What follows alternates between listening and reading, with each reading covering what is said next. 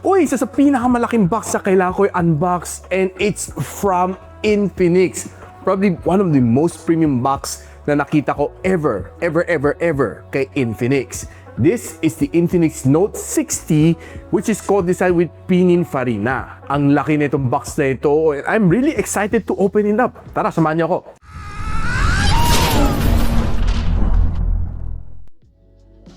Na makita niyo yung box, no? Kakaiba talaga. This is definitely a whole new experience para sa mga buyers ng Infinix Note 60 Ultra. So dito, tatanggalin mo lang to, and same din sa kabila, unlatch mo lang.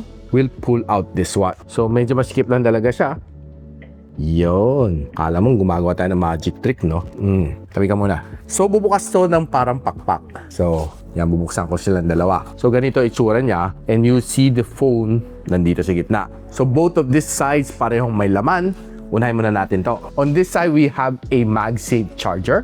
We have a C2C na cable. We have yung kanyang 100 watts na fast charging brick. And of course, nandito to. Nandito Infinix sa warranty card, user guide, cleaning kit, tempered glass, and of course, yung kanyang magandang carbon fiber na case. Hard case siya, and sa likod. And sa loob, meron siyang MagSafe na magnet. Tapos na tayo on one side, dito naman sa kabila. Meron tayo VIP card na Note 60 Ultra. Andito kanyang SIM ejector pin. Kakaiba, no? Ganda. And meron din siyang sapatos. Ay, hindi pala to sapatos. Kala ko sapatos.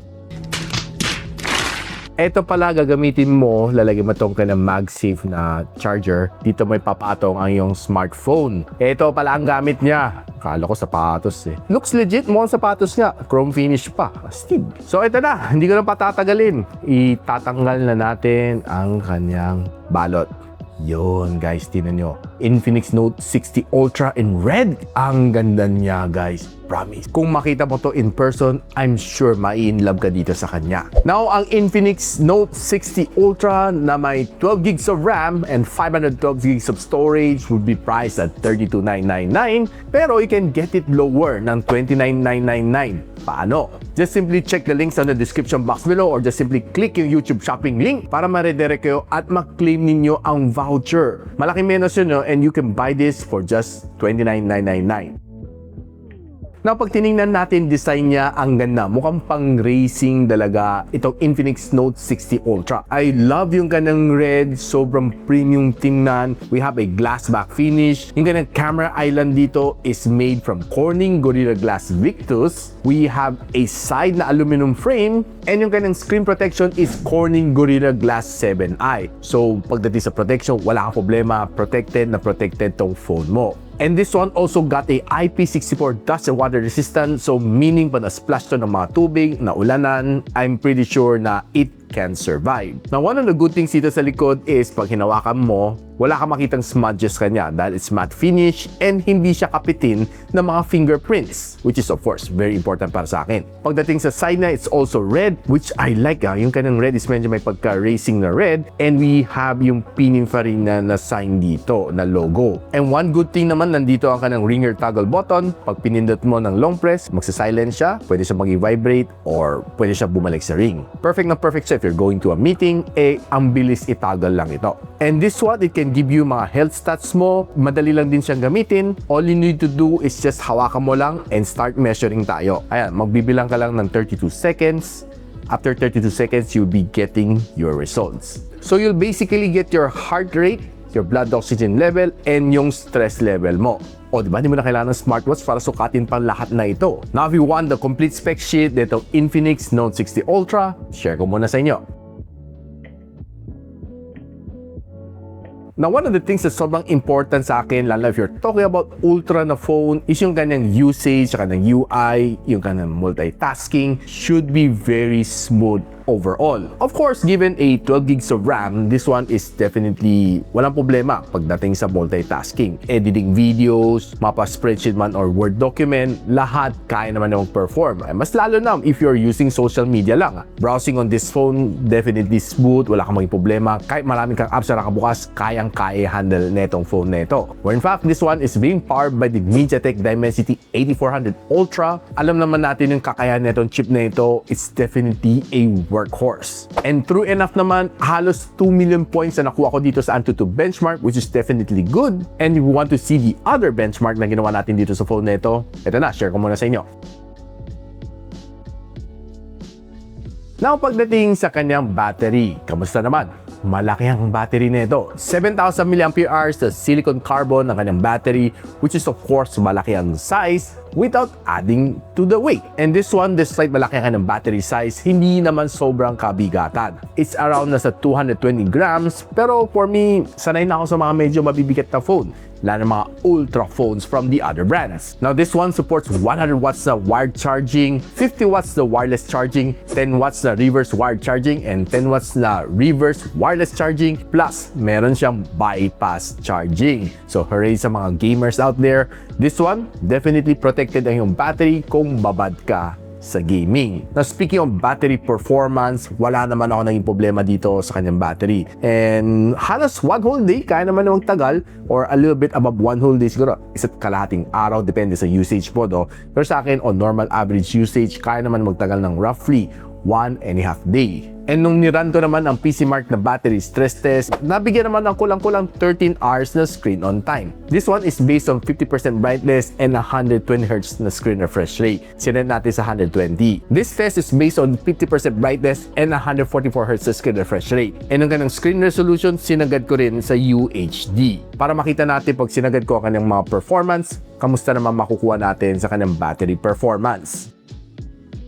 Now, bago natin pag-usapan ng kanyang screen, tingnan muna natin yung kanyang little screen dito sa likod. So, makita natin there's an active matrix dito. So, it's really cute though. You can change to whatever you want. And you can even play mini games dito sa kanyang active matrix. And what's nice dito sa kanya is that meron pa siyang pailaw dito sa ilalim. Kita na guys, so ang ganda. This is probably making it more premium than yung Note 60 na Pro.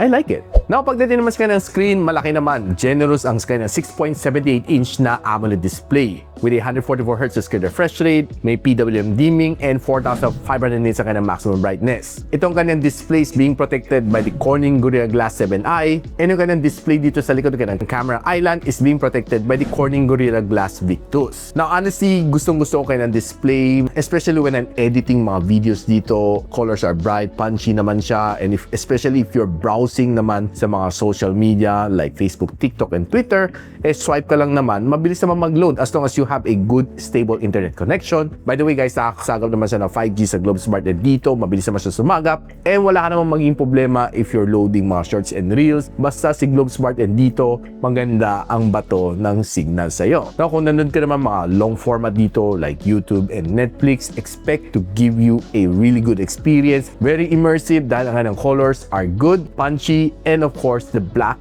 is definitely blacker. Now, pagdating naman sa kanyang sounds, we have 6 holes dito sa ilalim and tatatlong butas dito sa ibabaw. So, there's definitely quite a little bit of imbalance dito sa kanyang sound output. And by the way, this is being tuned by JBL. Pero bago nating husgahan, pakinggan muna natin siya.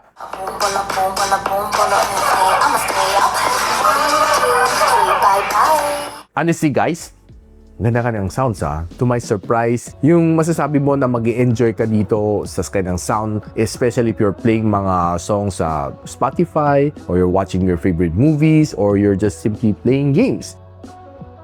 Now, speaking of playing games, naglaro tayo ng tatlong title dito. I was able to play Call of Duty Mobile, PUBG, and of course, Genshin Impact. Now, pagdating sa Call of Duty Mobile, I was able to achieve 120 FPS dito sa kanya. It was really smooth, and wala akong napansin na frame rate since kanya. Siguro the lowest na napansin ko is 118, pero bali wala lang naman yun, no? And the gameplay was definitely good. Wala kang maging problema dito sa kanya. Touch response is good, the sound is good. Overall, yung kanyang gameplay, very satisfactory para sa akin. And pinakamainit na na-achieve ko is just 38 degrees Celsius. And pagdating sa PUBG, 120 FPS din na-achieve natin. And sobrang okay, sobrang panalo ang kanyang gameplay. Naka-bypass charging ako while playing. And umabot ako ng roughly 2 hours and 1 chicken dinner. Maganda naman kanyang graphics. Overall, mag-enjoy ka naman talaga dito sa kanya. And mapapansin mo yung mga gunshot niya malutong. That's probably one thing na napansin ko dito sa kanya. Which is, of course, very immersive ka na experience. Overall, masasabi ko siya na magiging smooth ang experience mo dito sa PUBG,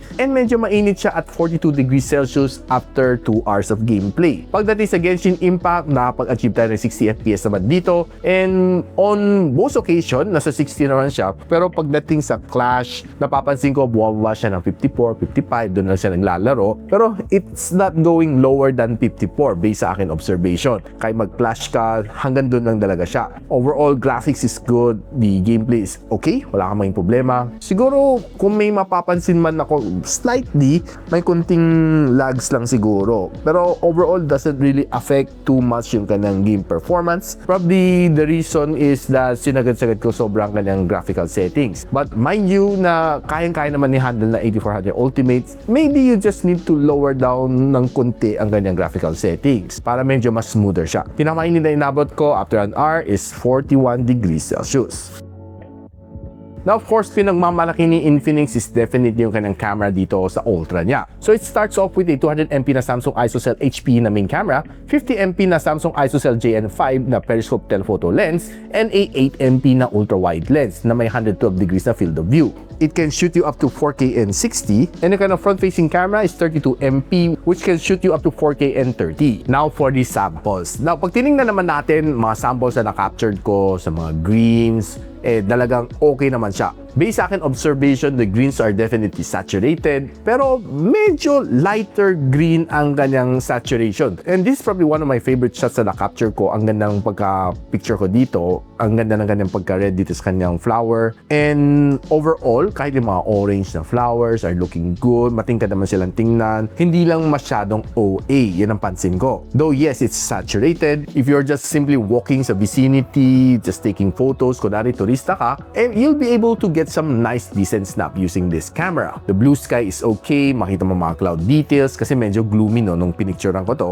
But overall, masasabi ko pretty much satisfactory naman on outdoors. Now, pagdating naman sa indoor, you'll be able to capture some really nice na mga subjects, and magandang kanyang focusing dito sa mga subjects na na-captured ko. Kahit itong simpleng alak lang ito, ganda ng capture niya. Now, for photography, I was also amazed na maganda rin ang kanyang capture. And surprisingly, from a Note 60 na series, yung kanyang food photography is probably for me outstanding para sa isang Infinix na phone. Maganda mga capture ko, and really mag-i-enjoy ka if you're trying to take some food photography dito on this camera. Now, while I was strolling sa Green Hills, nagpicture ng mga anting-anting, mga souvenirs, and definitely it's good. Ang ganda tingnan, and kahit hindi pa Pasko, ang dami ng mga naka-display na mga Christmas decors, pinicturean ko lang. And maganda din sa kanya is that hindi nag-color spill. So you'll be able to capture mga really nice photos na mga LED lightings. Ang ganda ng tingnan. Kahit mga stuff dolls na kinukuha ko, it's really nice. Ang ganda, ang sharp ng mga photos. And kahit mga flowers, tingnan nyo guys, ang gaganda rin ng mga capture ko.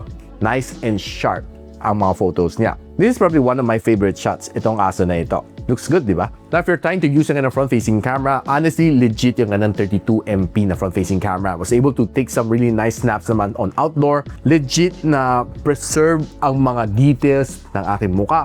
Kitang-kita yung mga blemish sa aking muka. And well, honestly, it shows. And pag pawis ka naman on outdoor, kitang-kita din ang mga drops ng yung pawis. I swear, sobrang init sa Pilipinas. 50 degrees Celsius ang heat index sa Malabon. Trust me. Now, if you're trying yung kanyang camera on indoor, you'll be able to get some nice snaps also, except that medyo mas magiging softer siya compared sa outdoor shots. Now, here's a quick video using a front-facing camera. Infinix Note 60 Ultra.